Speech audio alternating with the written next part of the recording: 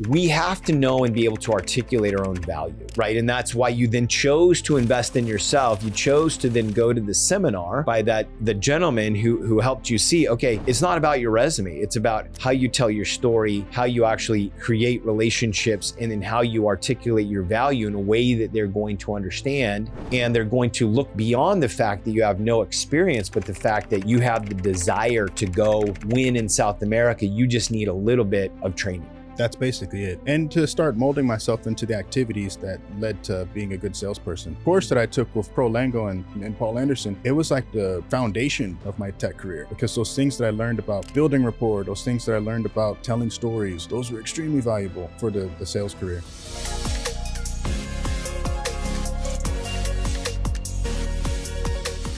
Welcome to Tech Careers and Money Talk. I'm Christopher Nelson. I'm your host, and I'm excited to introduce everybody today to Fred DeWorkin. Fred is the founder and CEO of Blue Yeti.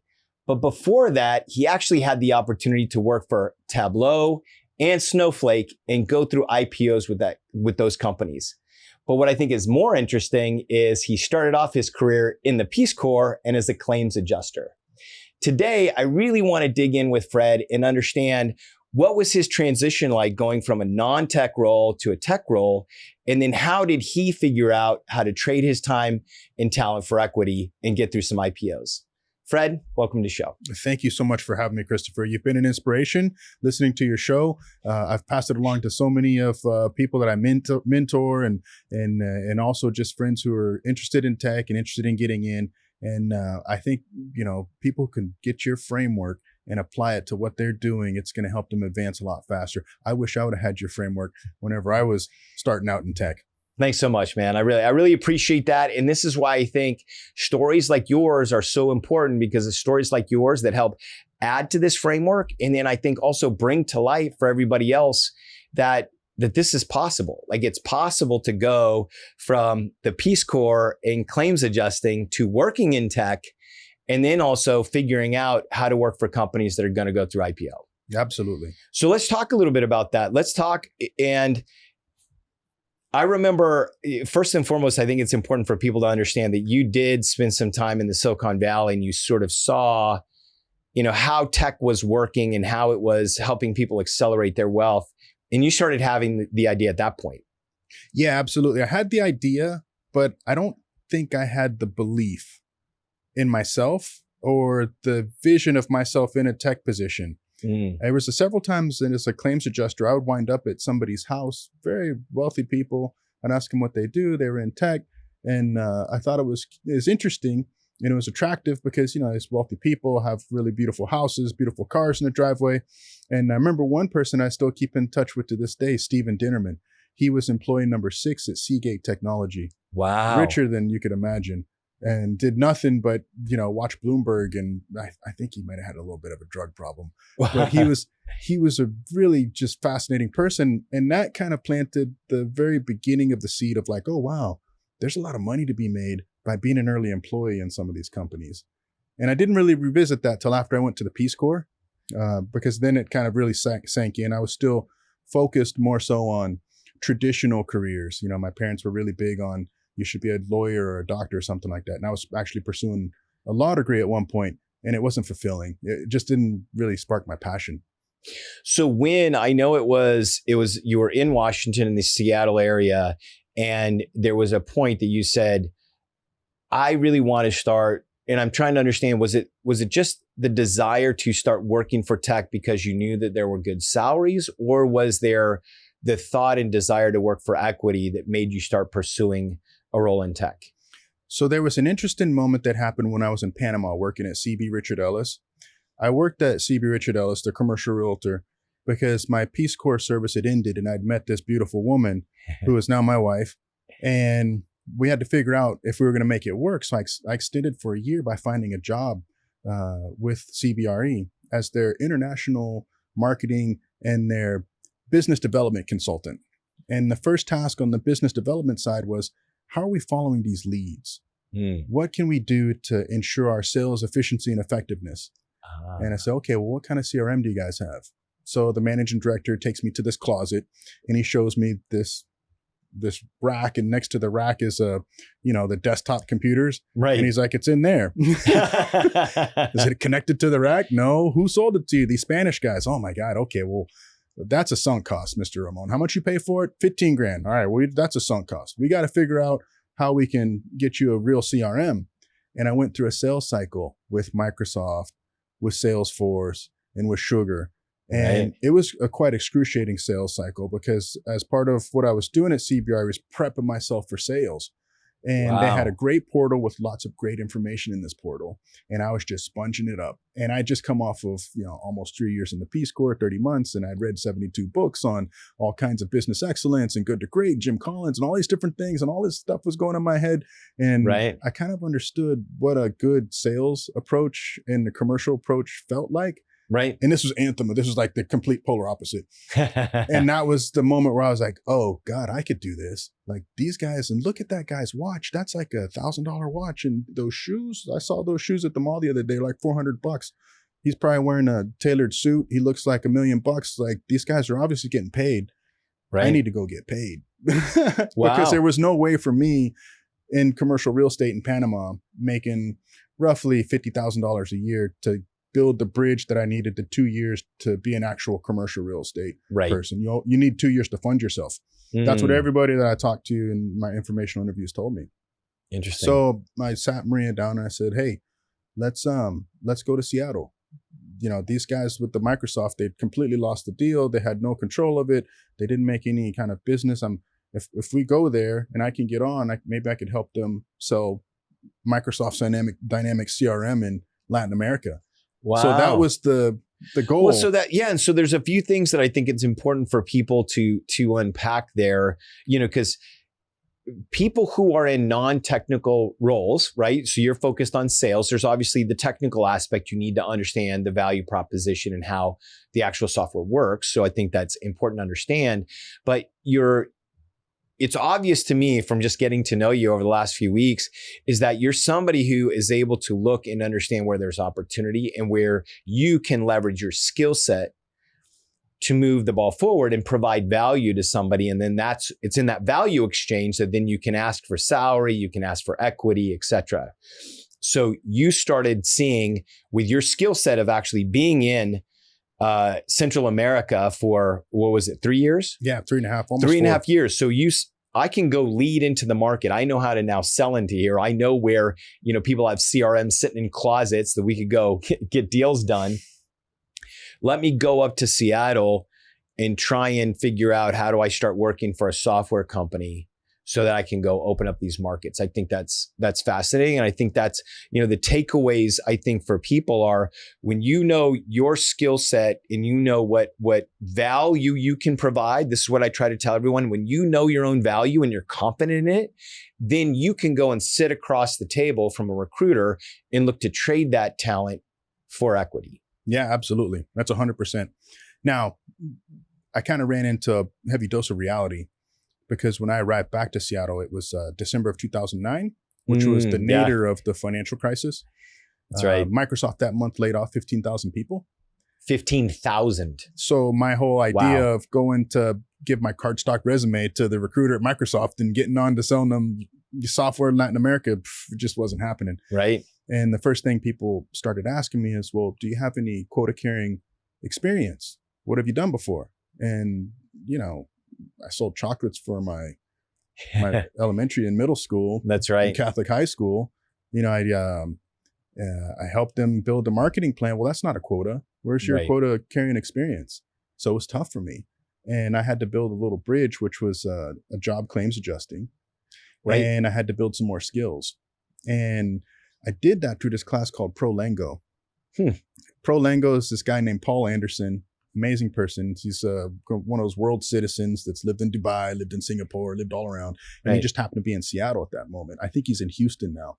Interesting. And he put on this 3-day seminar and it cost me $900. And I had $5,000 to my name. I'd spent 600 of that on a car already.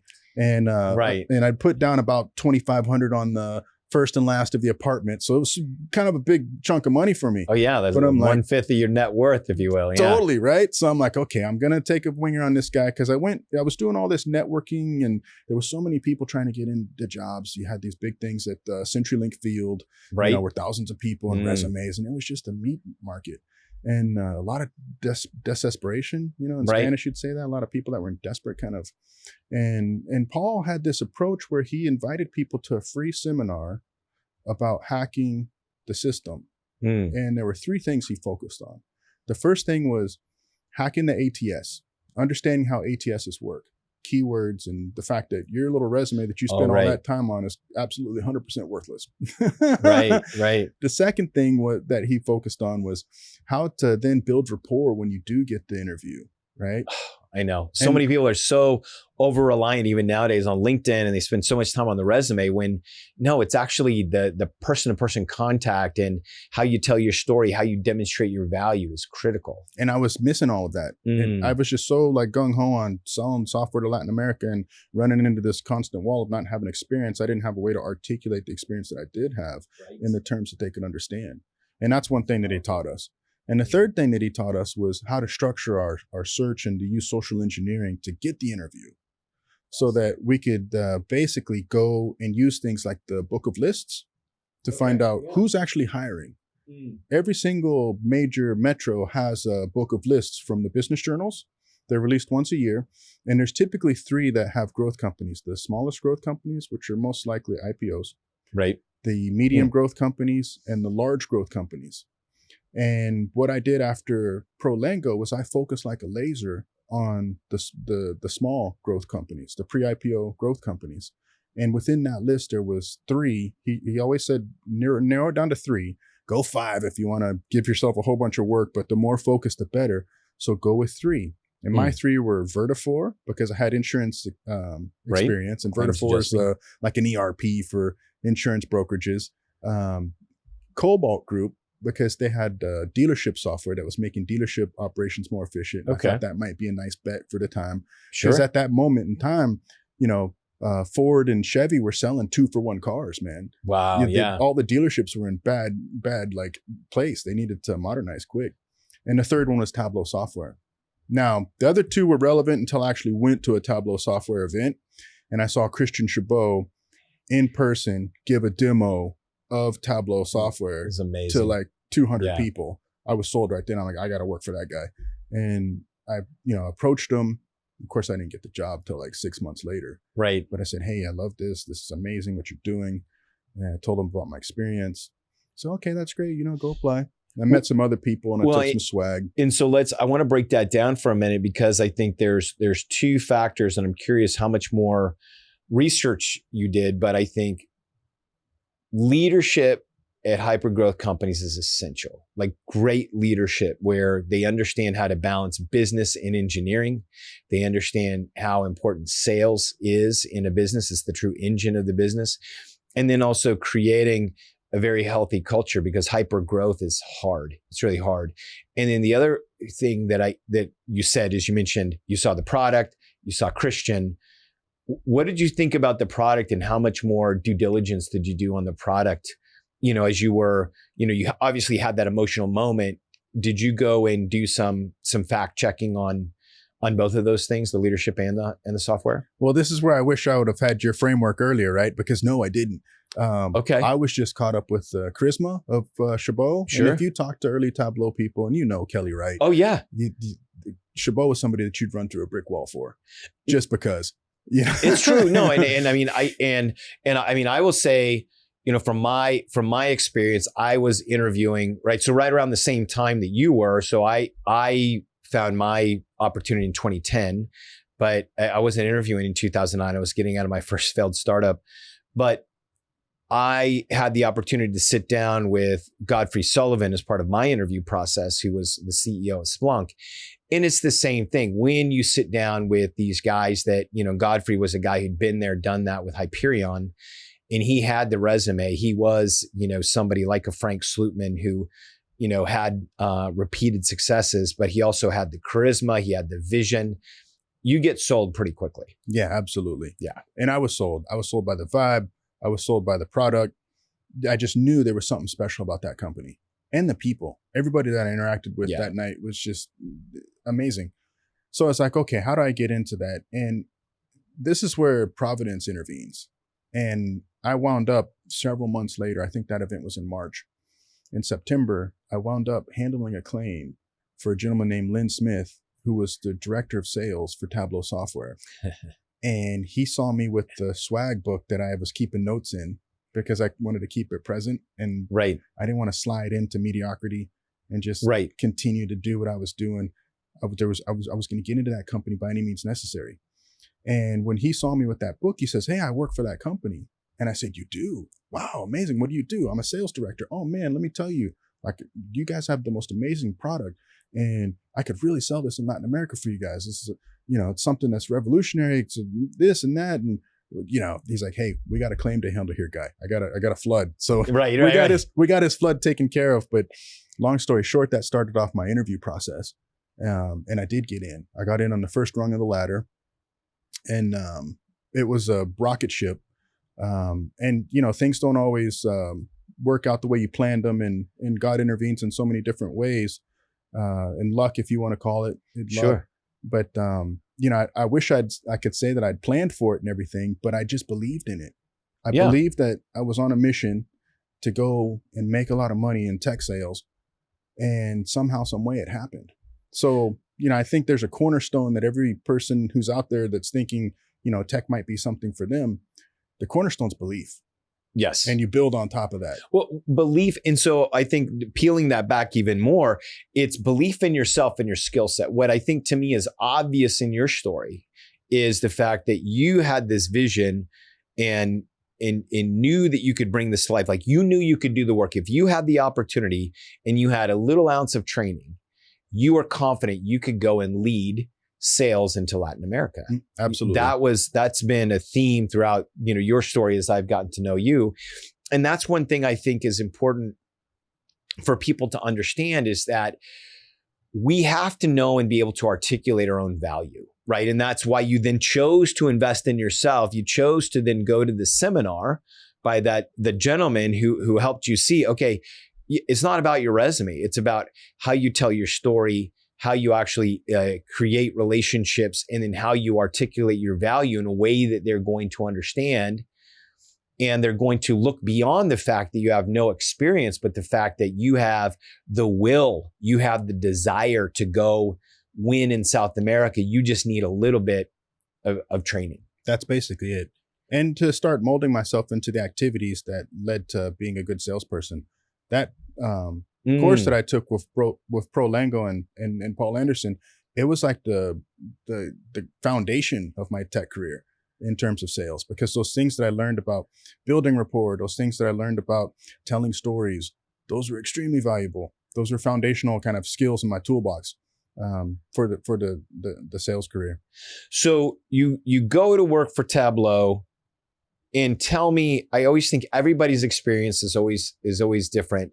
But what was that experience like when you sat down and they give you an offer letter and then they give you a stock agreement?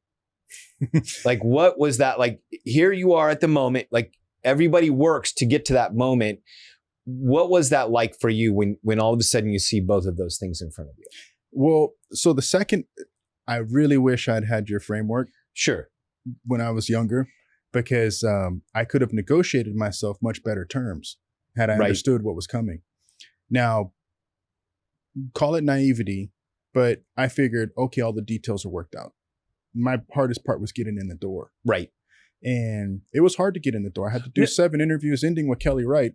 Wow. And when I ended with Kelly Wright basically said, hey, great. Everybody likes you. It seems like you got the job. Here's the offer. The offer was, in my mind, I think it was like $65,000 OTE. Right. It was really low. And I was like, I had in my mind at least $100,000. Like, I was making 65 as a claims adjuster. Sure. And, of course, the explanation was uncapped earnings and all that kind of stuff. And we didn't really talk about equity.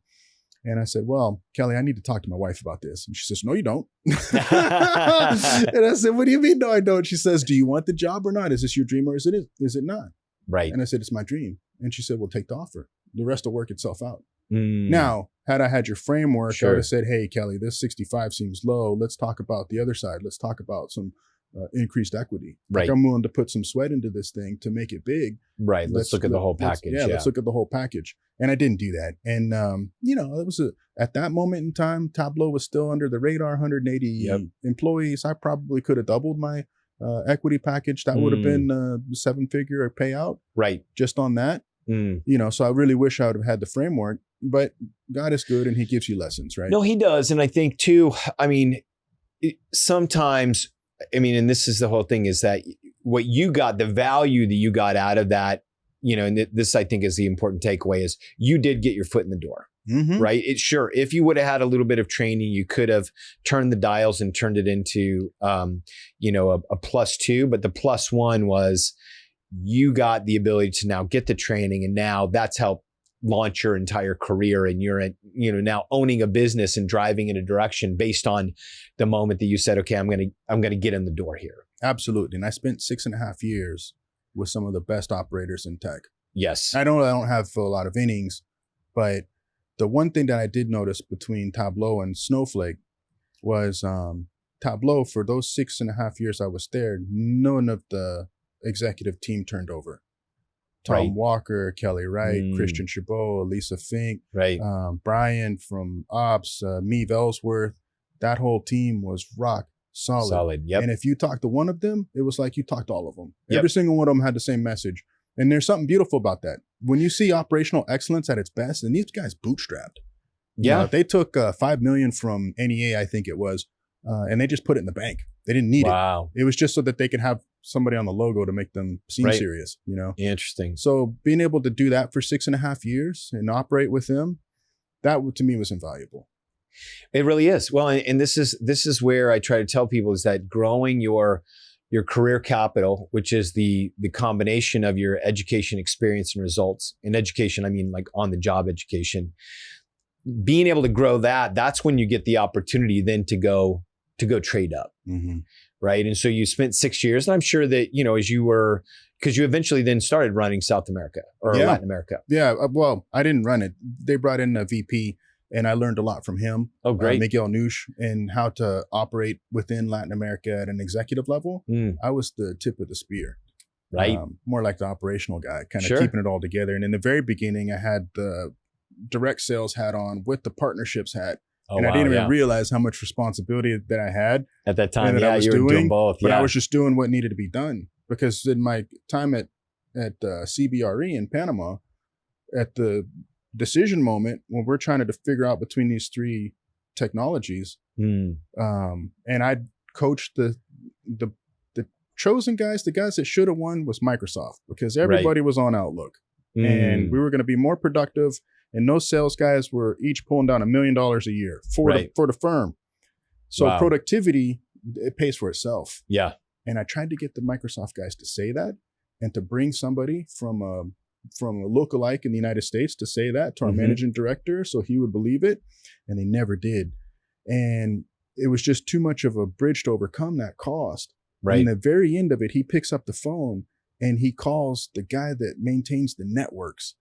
And he says, what do you think about these CRM packages I got in front of me? This Microsoft one and this Sugar one. And the guy responds, because he had him on the speakerphone. Well, which one? How much are they? Well, the Microsoft one's 30,000, and then, how 65 a user, and this one's 1,500, and then 15 a user. Well, you got to go with the 1,500 one, Senor Ramon. So I realized how important these X factors, these partners were in the deals. Yeah. Because the Microsoft guy should have won. The thing that kills CRM is adoption. That company never really adopted the Sugar, not to the extent that they would have. Sure, of course. On the Microsoft one, large product, yeah. So I realized, okay, I gotta build a partner network at the same time, and Tableau was such a lean, mean machine that we just kind of all did it. We did whatever. You did what you had to do. Yeah, exactly. So then you do 6 years there, and so help me understand, at that point, did you, as you got, some refreshes, as you got promotions, did you start understanding more of what the equity was and how it could really accelerate your earnings? I did.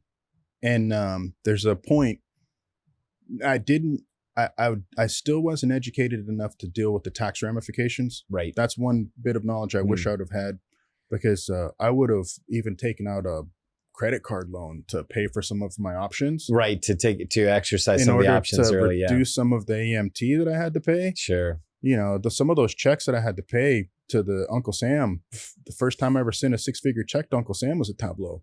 Yeah. That was more than my salary was. Yeah. And that was, can be thank brutal. goodness, but whenever you have an event like that and you can finally cash out and you got to send the majority of it for something like that, it's kind of demoralizing. Yeah, it is. No, it is. Well, it is. And this is why I think education around this stuff is so important.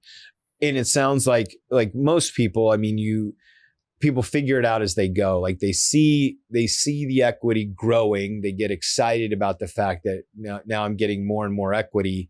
But then as they start digging in to start utilizing it, then they realize, oh, this is a more sophisticated asset class than I thought it was. I did this. Now I have to pay that. Wait, I get this. Wait, how does this all work? Absolutely. And I had a CPA that wasn't necessarily attuned to how to deal with ISOs. And I did learn that lesson before Snowflake. That's and great. I approached it very differently. So let's start taking the conversation there. So you leave after 6 years. What were some of the things that brought you to Snowflake? So leaving Tableau was a little bit traumatic. I got caught up in the riff of April 2016. Okay. And I didn't leave, of my own volition. Right. And the first couple of places that I landed after Tableau were kind of just called licking your wounds. Not really. And in the middle of that, my grandmother died. And she was kind of my rock, Sure. Yeah. So I was in this haze and I was doing things. I was operational, but I wasn't all plugged in. So I wound up getting a couple positions. One was through a recruiter. And that lasted about 6 months. It was a company called Galvanize. Great LMS company that has a data science platform. They didn't have it quite all together when I was there. So I was like, okay, this is not the same energy as Tableau. This is not the same kind of like velocity. Yeah. I got to go do something else. So I reached out to my network, and one of the gentlemen in my network, Phil Andrews, recruited me to come work for Telium to do what I did at Tableau. Oh, right. Yeah. To help them take their Latin American efforts to the next level, which I did over 18 months.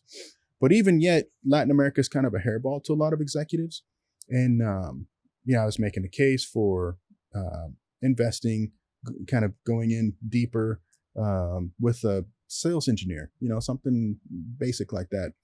And they had other priorities, right? Which were, let's, beef up the East Coast and things like that. And why don't you take some Florida accounts and Texas accounts? And I love Latin America. I have a specific skill set.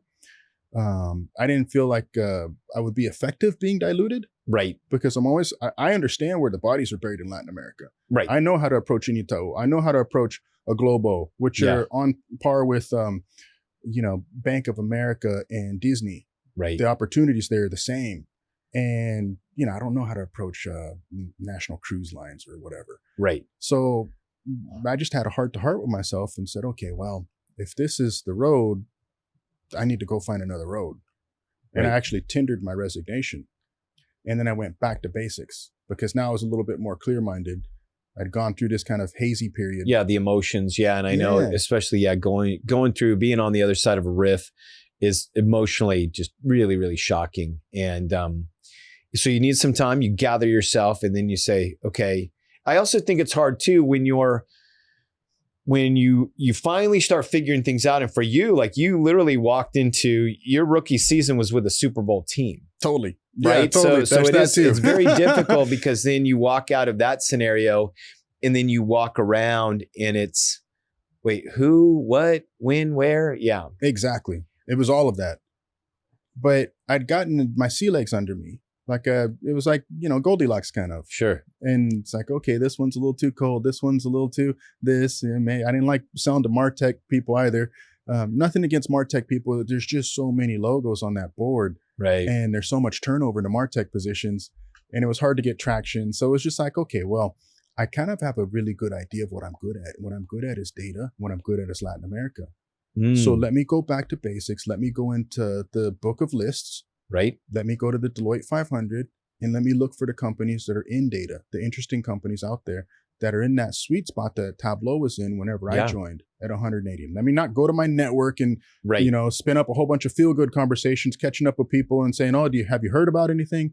Be really right. focused Go on. back. Well, and that's the thing is like your first time out. And I mean, and that's one of the things that I learned too is keep that list short and then be doing due diligence on those to try and even get the list shorter so that you just have very, very clear targets. So you went back to basic. You now have, so what were the targets that you came up with? So my targets were,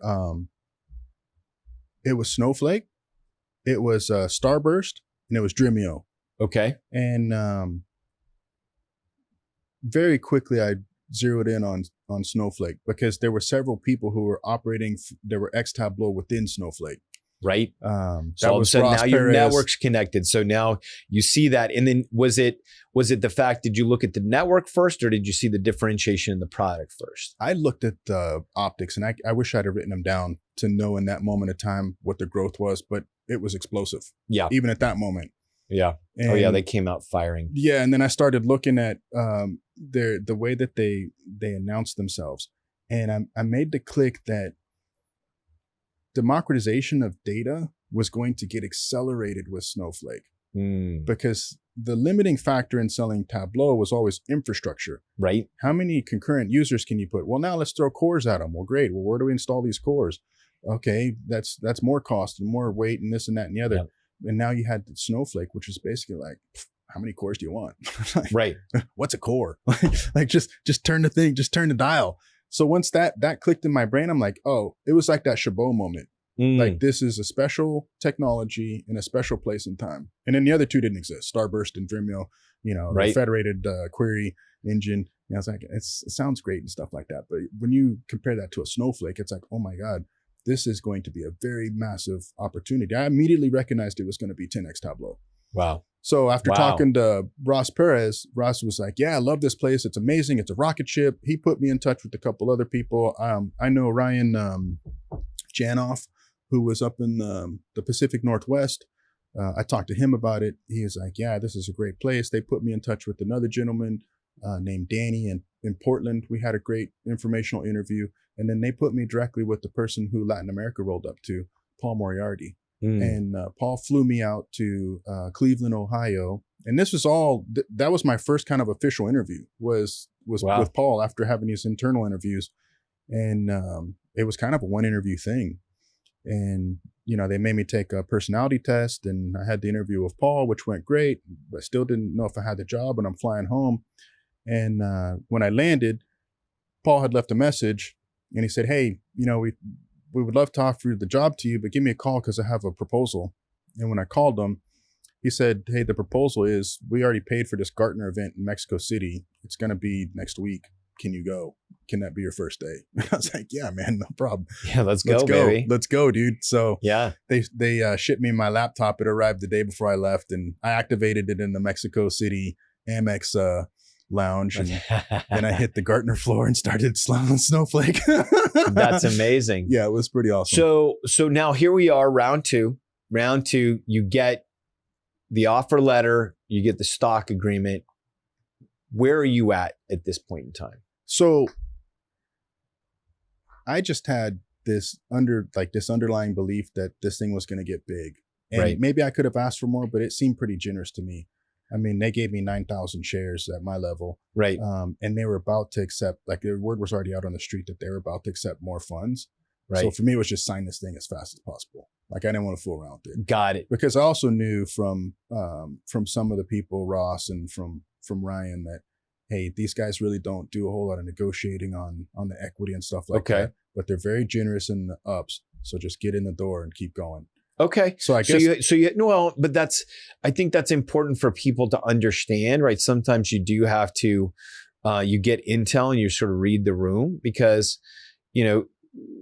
companies that are hyper growth want to move fast. And if you hear people say, get in the door, sign this, you do have to make decisions. I think it also depends on role, depends on where you may or may not have leverage, where you are in your own career. If you have a position already, hey, if you're looking for your next big opportunity, but it sounds like they have a history, and I knew that the first regime there did have a history of some very generous refreshes as you went. Yeah, they do. Well, they did. Unfortunately, I didn't. Bob Muglia did make it to my first refresh, so Right. so I had to sit pat on what I had as Frank and team took over. But that was another masterclass in watching operation.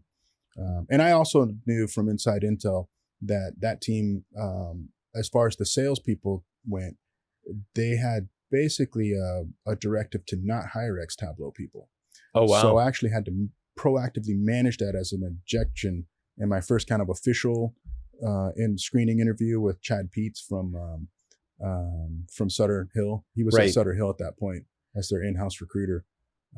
I forget where he's at now, but I told Chad basically, hey, I know that you guys may have opinion on ex-Tableau people, but let me tell you about Tableau. When I joined it, it was 180 people, and I had to go sell to Latin America who knew nothing about Tableau. I wasn't surfing any easy wave or just sitting there receiving a whole bunch of orders. I had to go, right. Go drum that stuff up. That can happen in rocket ships, right? As waves of employees come on, sometimes the people that are doing a lot of the work, other people receive the benefit. I know, especially when it is a software that becomes, really liked in the marketplace. Absolutely. Huge demand. Yeah. So you managed that scenario and then stayed on with the company. Yeah. I managed that and I locked in with Snowflake. It was much more tumultuous than Tableau because of the leadership change. Right. Frank Slootman and team are operators, but it was Bob Muglia is a very charismatic CEO, and he had these town halls and people loved to hear Bob talk and opine about the state of what we were doing. Right. And he was visionary. Everything that you see now in terms of the data cloud and being able to do cross-cloud sharing and the hyperscalers, that was something that he envisioned and set into place. And, people adored him for that from a product perspective and just from an organizational perspective. Now, was Frank Slootman the right person to thread the needle and take us public? Yeah. Hindsight's 2020. Bob didn't necessarily have the sense of urgency to go public. There were a few interviews that he gave internally and externally where it's like, hey, if we do it, we do it. If we don't, great. When Frank came in, that talk track switched. It was everything's getting battened down because this rocket ship's going to take off. And they understood and they knew that there was a little window that was closing, and they threaded it perfectly. Watching them prep for that IPO and take an IPO was absolutely a masterclass. That's so important for people to understand that there are teams of people, right? Frank Slootman, I think, is one of the iconic CEOs that he's brought in to help take companies public. And there's a saying that if there's a rocket ship of a tech company taking off, you just want to get on it, right? And you are already on it. But that is one of the indicators that for private companies, when you have key leaders that have that reputation, that have that experience, that is a tell. That's a tell that's saying, okay, this company, who knows what the success, the market will treat it as such, but they're going to actually get it to that event. Absolutely. And Mike Spicer was one of the indicators too, whenever I was determining whether to come on to Snowflake. That's why I didn't make a whole lot of fuss about the package. And I guess I could have, There's always room to But I just felt like, man, yeah. I got a seat on a rocket ship and we're going to do this thing. Let's go. Now the good things that I did do was I prepped myself a lot better. I had the ability to buy my shares as they were coming off. Right. So you were exercising as they came. Started exercising them, low basis for the tax. I started doing tax projections with my CPA. So good. Yep. So I would understand how much money I needed to put away and the ways that I could invest that in order to build a return while I'm waiting to pay my tax. Right. So just that kind of knowledge gave me a different level of ease. Now, the one thing that was more difficult was, I did all my projections at like 60, 70, 80, 90. I think 120 was my wildest dream projection early. And the first day Snowflake went out, it got to 311. Right. Yeah. It's just like, oh my God. So when you talked about in the prep notes of the moment where you see all those zeros and what do you do? I took the Fidelity thing and I showed it to my wife, and I just watched her face get pale. And Right. she says, "Is this real? What is this?" And, yeah, that's our Fidelity account, honey. And then you start thinking, okay, well, how do I defend this? Right? What do we do? It's almost a moment of incredulous shock. So I want to pause you right there. No, I want to pause you right there because we're gonna actually take that into the next episode. Okay. So I want to really talk about that. But I want to put a bow on this because what we wanted to communicate here, it's a case study. It's a case study, I think, of Fred DeWorkin, who Peace Corps employee, but has this vision and understanding volunteer. Oh, sorry. Thank you. Volunteer. Oh, who? Yes. Peace Corps volunteer. No, but you had this vision and you saw people who were working for equity and you thought this could work for me. You had belief that it could work for you. You had belief in your skill set and you realized with your Peace Corps experience, your experience in Latin America, that you could turn that into something. Then you also got very, very focused on, I'm going to look at 3 companies. I'm not looking at 10 or 20. I'm looking at 3. You're really focused on the pre-IPO. And I think like everybody else, we get into these things and we figure it out, right? And this is why the podcast is here. The book is coming and everything else to try and educate people so that we can pass back our lessons, right? And then you figure out how to do it again.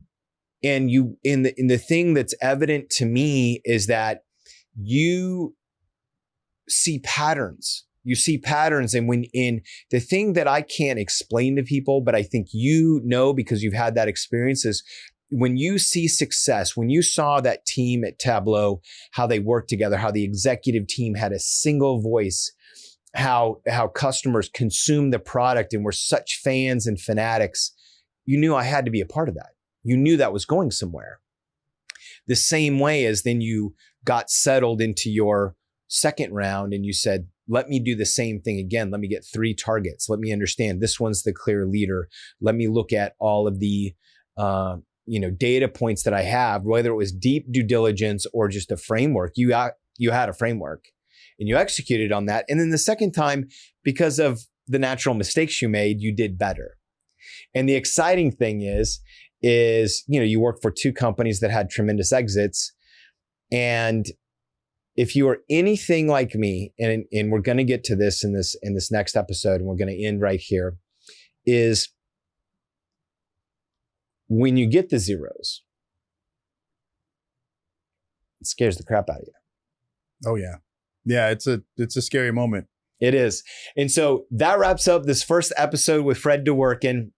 Decided to change it up. We're doing 2 episodes this time. So stick around for next week. And we're going to be talking about what does it feel like and what do you do to protect and manage the money that you make going through IPOs. We'll see you next week.